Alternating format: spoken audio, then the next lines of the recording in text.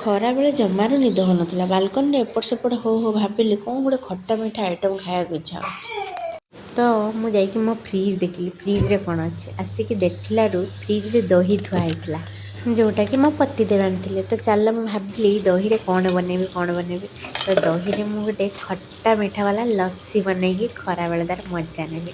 ପତିଦେବ ତ ଡ୍ୟୁଟି ଯାଇଥିଲେ, ମୋ ପୁଅ ତ ଶୋଇପଡ଼ିଛି, ତ ମୁଁ ଏକୁଟିଆ କ'ଣ କରିବି। ଭାବିଲି ଟିକେ ଲସି ବନେଇକି ତାର ମଜା ନେବା ଆଉ।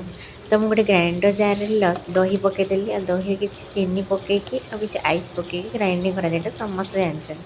ତ ମୋର ସେଇଠି କିଛି କହିବାର ନାହିଁ।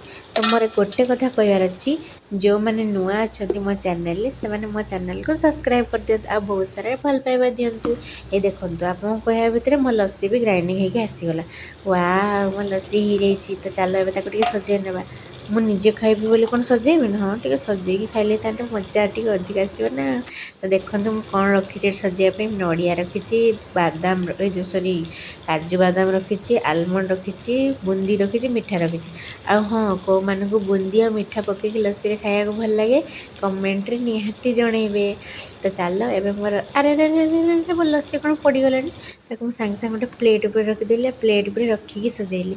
ସଜେଇ ସାରିକି ଚାଲ ଏବେ ଟିକେ ଲସିର ମଜା ନେବା। ଲସିର ମଜା ନେବା ଭିତରେ ମୋ ଚ୍ୟାନେଲକୁ ସବସ୍କ୍ରାଇବ୍ କରିବାକୁ ଯେମିତି ଜମାରୁ ଭୁଲିବେନି। ୱାଓ, ଲସିଟା ତ ବହୁତ ୟମ୍ମି ଦେଖାଯାଉଛି। ଚାଲ ଏବେ ଟେଷ୍ଟ କରିବା। ମୋ ପାଟିରେ ପୁରା ପାଣି ପଳେଇଲାଣି।